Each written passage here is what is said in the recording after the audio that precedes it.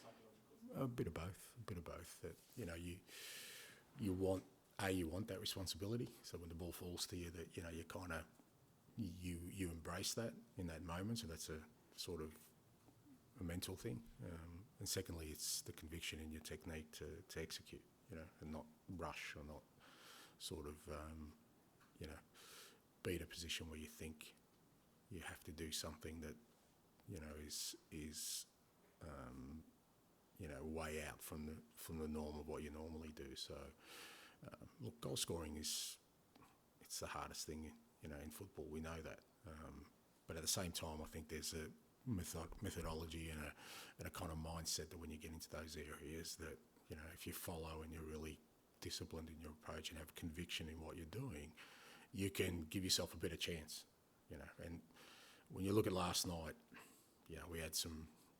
we've got some great areas, some great opportunities, and, we didn't really test the goalkeeper or test the opposition. Was there a danger, do you think, that we were kind of focused on the start and the identity and everything, that the players are kind of get a bit carried away with that and kind of forget just to actually, you have to score to win the game as well? Not in that way, but I do think there is always, and again, wherever I've been, it's been a similar experience where sometimes it creeps into the mindset of the players that the football alone will give you that, So, we play a certain way, and if we play a certain way, we're definitely going to score and we're definitely going to win, and that's not the case. There's still an execution bit. There's still, what they bring as people to finish all that stuff off. So, if you look at our football, you'd say, okay, we were very dominant, particularly in the first half, but that's proven that that's not enough. If you really want to sort of finish that off, then you've got to be able to execute. So the football won't do that. That has to be the individual and the team as a collective. This has been a sort of an issue with this club for a long time, lack of killer instinct, I guess. Previous managers have talked about it. How do you go about solving that? By not shying away from it. You just got to work at it. I think you can work at it by being disciplined.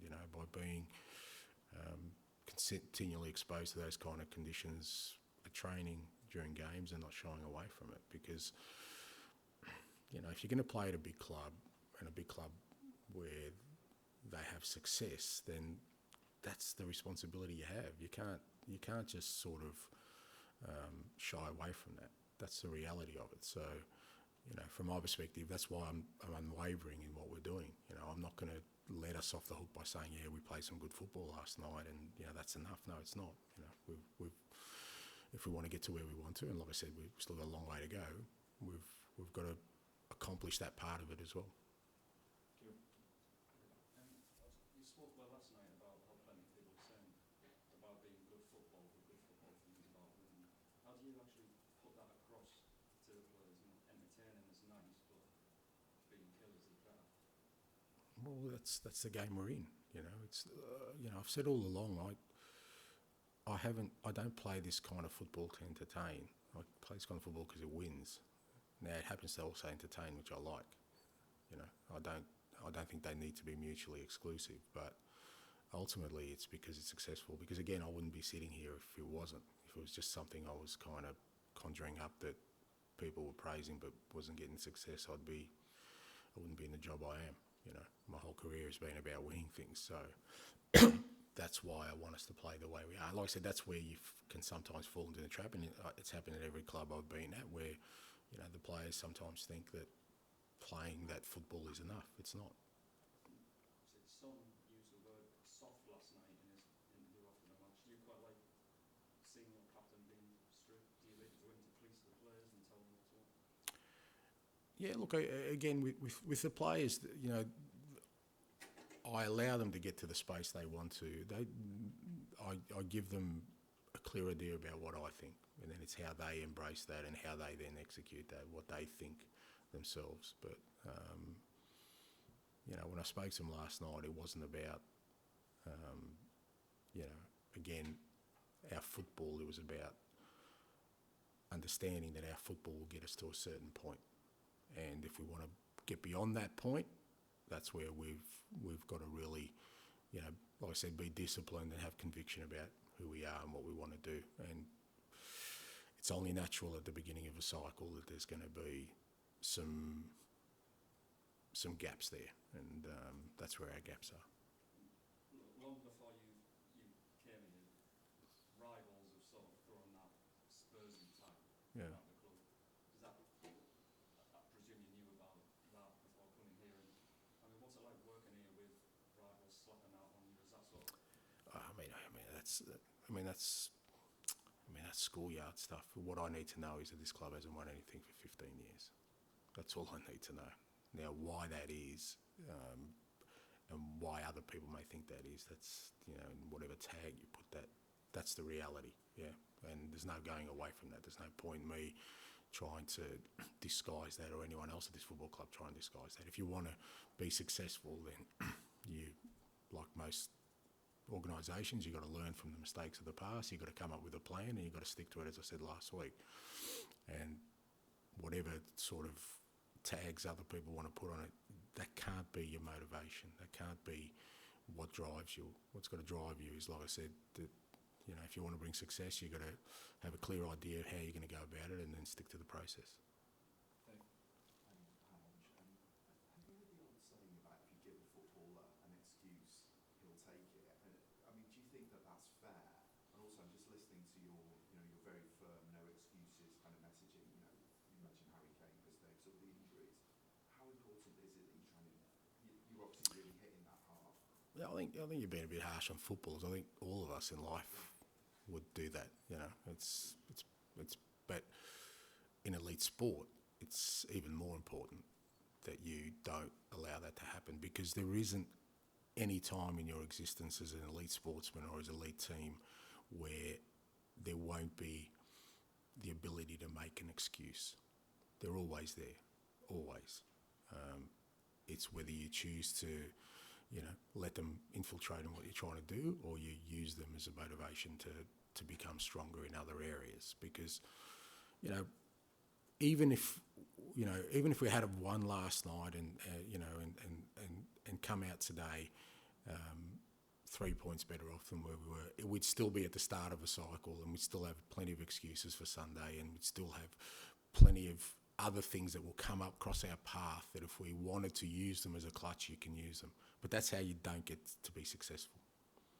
I'm really apologetic about my lateness, but I don't know if you were asked this at the top of the press conference, but if Chris came to you and said, it's my first shot at a number one job, I want this, does that mean that you wouldn't stand in his way?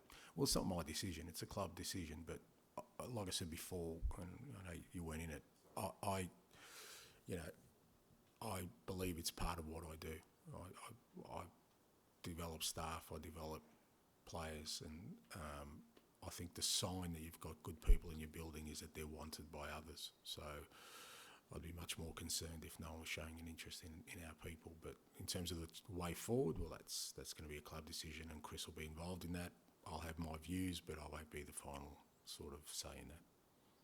And just back to what Kieran was saying about this Spurs attack, which you understand and describe as schoolyard stuff, but when you have a run like this, 5 games in a row, taking the lead, not winning games, it's often the first thing that they use to beat you.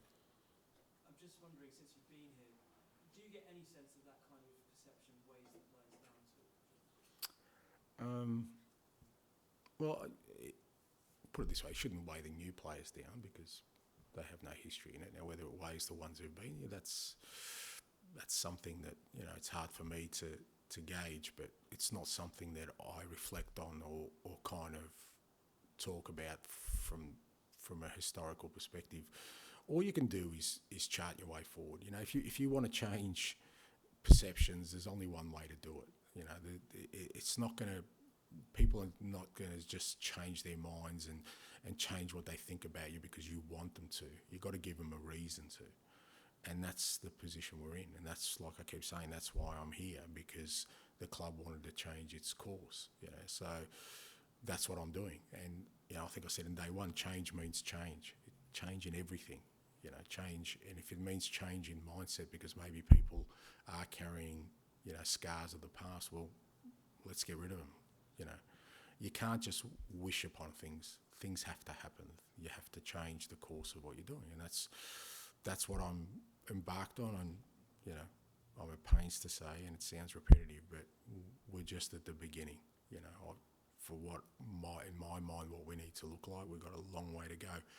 Notwithstanding that, in the meantime, in the short term, we still got to, provide reward for our supporters and make sure that as a football club we're in the position we need to be. Just on Brennan, you pointed out he's a young player at the start of his journey. He was also signed for quite a lot of money for Tottenham. I know the fees these days are mad, but it was an expensive fee. I was wondering, do you get any sense that fees weighing in there? Again, he's joined a big football club. You can't play for a big football club and hide away.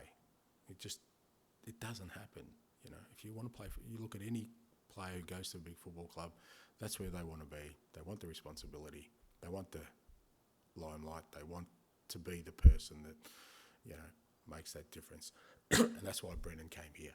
He could very easily have stayed at Nottingham Forest, where, again, he was making a great career for himself, but he wanted to get out of his comfort zone because he'd been there for so long, and he chose to come to a big club. Well, that's part of being at a big club, and I know he knows that, but that's not just an overnight thing.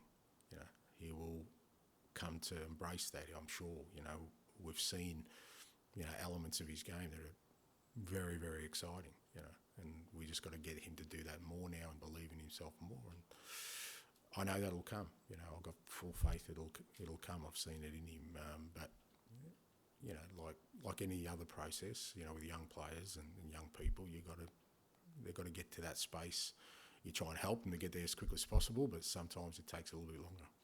That message about responsibility of being at a big club and what comes with that seems quite relevant to Richarlison as well. I know he's just come back from injury.